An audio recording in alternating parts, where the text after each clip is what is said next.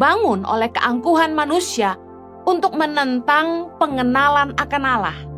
Kami menawan segala pikiran dan menaklukkannya kepada Kristus. Kita perlu berdoa supaya setiap kubu-kubu yang dibangun karena kesombongan manusia itu dipatahkan supaya mereka mengenal Tuhan. Kadang-kadang manusia terlalu sombong kepada keyakinannya sendiri sehingga mereka merasa, yang penting saya baik, saya nggak perlu terima Yesus. Nah, itu yang harus kita tawan, segala pikiran dan menaklukkannya kepada Kristus. Berdoa supaya Roh Kudus membuat selubung di hati mereka diangkat sehingga mereka bisa berbalik kepada Tuhan, mereka bisa melihat Tuhan. 2 Korintus 3:16 bilang ini, tetapi apabila hati seorang berbalik kepada Tuhan, maka selubung itu diambil daripadanya. Seseorang bisa mengenal Kristus, bisa mengerti firman. Ketika selubung itu diangkat, mereka bisa melihat. Kita harus memastikan firman Tuhan itu mudah dimengerti, supaya jemaat bisa menghidupi. Dan juga kita harus memastikan kita berdoa buat jemaat, supaya jangan sampai benih firman yang ditabur dicuri iblis sehingga mereka tidak mengerti dan tidak bertumbuh. Hal kedua yang menjadi penyebab kemandulan rohani adalah ini. Mereka suka mendengar firman tapi tidak menghidupi firman. Matius 13 ayat 20 bilang gini, benih yang ditaburkan di tanah yang berbatu-batu ialah orang yang mendengar firman itu dan segera menerimanya dengan gembira. Tetapi ia tidak berakar dan tahan sebentar saja. Apabila datang penindasan atau penganiayaan karena firman itu, orang itu pun segera murtad. Ada orang yang kelihatan excited dengar firman Tuhan, senang sama pendeta, tetapi gak berakar. Cuma tahan sebentar aja. Semangatnya itu kayak kembang api, padam. Ketika datang penindasan, penganiayaan, ketika datang tantangan hidup, badai, gak bertahan. Orang yang imannya gak tumbuh kuat dan berakar, cuma senang denger tapi gak menghidupi, itu gak akan punya iman yang teguh. Senang dengar firman, tapi hanya yang cocok dengan pikirannya sendiri. Hanya senang dengar firman yang menyenangkan hatinya. Wah, lucu. Ada orang-orang yang senangnya khotbah yang lucu, menghibur, enak didengar. Tapi mereka gak suka ketika firman itu menegur, mendidik mereka. Orang yang cuma senang dengar firman, tapi tidak sungguh-sungguh merenungkan dan melakukan firman, imannya gak akan kuat. Mudah diombang-ambing oleh rupa-rupa pengajaran. Ketika masalah datang, imannya mulai goyah. 2 Timotius 4 ayat 3 berkata, karena akan datang waktunya orang tidak dapat lagi menerima ajaran sehat, tetapi mereka akan mengumpulkan guru-guru menurut kehendaknya untuk memuaskan keinginan telinganya.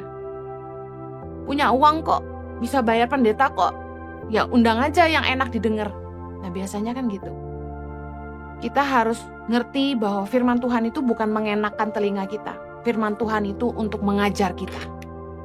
Kalau kita ingin hidup kita bertumbuh di dalam Tuhan, kerohanian kita tidak mandul, kita harus mau ditegur. Kita harus mau diajar. Dan kita gak cuma sekedar dengar, tapi kita harus melakukan, merenungkan, dan menghidupinya.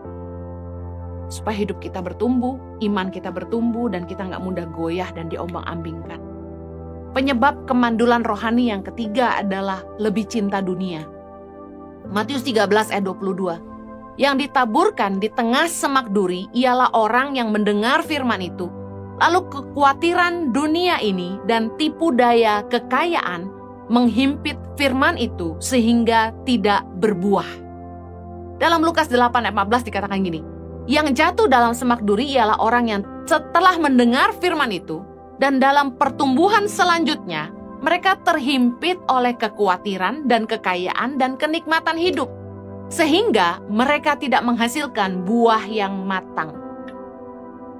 Tahu firman Tuhan. Mau belajar firman. Tapi satu hal, hatinya lebih dikuasai oleh kekhawatiran duniawi, kekayaan, dan kenikmatan hidup. Jangan sampai kita lebih cinta dunia daripada cinta Tuhan. Jangan sampai kita mencintai dunia lebih daripada Allah. Jaga hatimu supaya engkau lebih menginginkan perkara-perkara ilahi daripada perkara-perkara duniawi. Jaga hatimu supaya tidak melekat pada dunia yang sementara. Tapi kita harus selalu didrive oleh kekekalan. Ingatkan dirimu selalu, hidup ini cuma sementara. Yang kekal itu di sorga. Yakobus 4:4 bilang gini, hai kamu orang-orang yang tidak setia, tidakkah kamu tahu bahwa persahabatan dengan dunia adalah permusuhan dengan Allah? Jadi barang siapa hendak menjadi sahabat dunia ini, yang menjadikan dirinya musuh Allah. Di dunia ini kita cuma sementara. Harusnya hati kita itu melekatnya pada hal-hal yang lebih ilahi. Jangan sampai kenikmatan dunia, kekhawatiran hidup, kekayaan membutakan kerohanian kita. Sehingga kita lebih milih kesenangan hidup. Harusnya kita belajar seperti Rasul Paulus dalam Filipi 3:8 berkata gini, malahan segala sesuatu ku anggap rugi, karena pengenalan akan Kristus Yesus Tuhanku lebih mulia daripada segalanya. Kita harus bisa ngelihat bagaimana Yesus sendiri menolak ketika ditawarkan segala macam tawaran. Bicara soal roti, kebutuhan hidup, kemudian naik ke bubungan bait Allah, pengakuan, kemudian bicara soal kekayaan dan seluruh dunia, bicara soal keinginan manusia untuk memiliki segalanya. Yesus menolak semuanya itu. Karena dia tahu di bumi adalah sementara. Tujuan Yesus bukan bumi. Kita semua mesti ngerti bahwa kita ada di dunia ini sementara. Kita harus berjuang untuk mempertahankan iman, untuk memperoleh kekekalan bersama Bapa di sorga. Berarti apa yang hari ini kita perjuangkan harusnya tidak semata hal-hal yang duniawi. Ya, kita masih hidup di dunia, kita masih butuh makan. Kita masih mau menikmati hidup kita bersama keluarga kita. Tapi jangan sampai itu membuat hati kita jauh daripada Allah. Jangan memiliki keinginan lebih untuk hal-hal duniawi melampaui apa yang engkau inginkan dalam hal-hal yang ilahi. Jangan sampai kenikmatan dunia dan kekayaan membuat kita tamak dan lebih mengkhawatirkan kebutuhan hidup daripada tujuan Tuhan dalam hidup kita. Ketika ditawarkan kekayaan dan ditawarkan panggilan, saya pilih panggilan.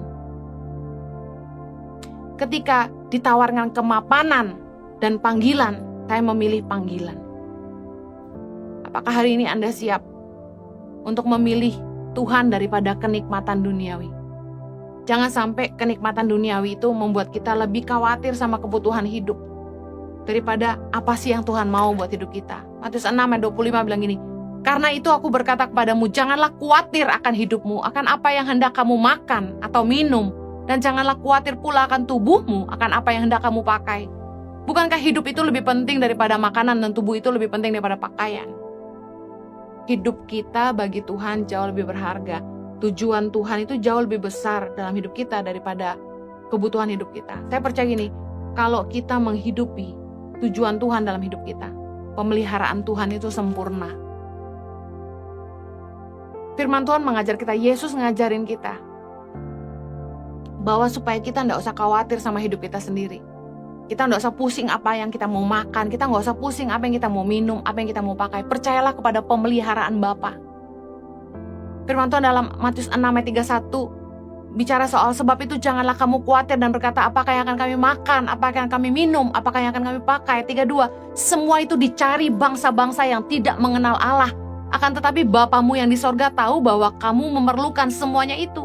Tetapi carilah dahulu kerajaan Allah dan kebenarannya, maka semuanya itu akan ditambahkan kepadamu. Yesus sudah kasih clue-nya sama kita. Udah gak usah pusing sama kebutuhan hidup kita. Fokus kepada dua hal ini. Cari sungguh-sungguh kerajaan Allah. Kerajaan Allah bicara soal kehendak Tuhan dalam hidup kita. Yang kedua, carilah kebenarannya. Maka semuanya akan ditambahkan. Saya ngalamin dalam hidup saya, bahwa ketika saya fokus cari kehendak Tuhan dalam hidup saya, waktu saya sungguh-sungguh ingin hidup dalam kebenaran Tuhan, Tuhan pelihara hidup saya, Tuhan sertai hidup saya. Dan saya nggak pernah satu kali pun saya kekurangan. Saya lihat bagaimana Tuhan sediakan secara luar biasa. Jadi ketika fokus kita adalah kepada dunia, kita akan kehilangan fokus kita kepada hal-hal ilahi yang Tuhan sediakan bagi kita. Tapi ketika kita fokus kepada Tuhan, apa yang Tuhan mau buat hidup kita, kita kerjakan semuanya dalam kebenaran, kita akan lihat pemeliharaan Tuhan itu luar biasa. Ukuran kedekatan dan kedewasaan dalam hubungan adalah nilai kepercayaan. Ketika kita sudah mencapai sebuah kedewasaan dalam hubungan, kita sudah sangat dekat dengan seseorang, akan terbangun yang namanya nilai kepercayaan. Anak saya nggak perlu takut saya nggak kasih mereka makan. Ada sebuah nilai kepercayaan yang nggak perlu terus-menerus dibicarakan. Mereka yakin mamanya sayang mereka, mamanya akan siapkan yang mereka butuhkan. Bahkan sebelum mereka minta, saya sudah siapkan. Tapi kalau kita masih sering khawatir, berarti kita belum benar-benar mengenal Tuhan. Berarti iman kita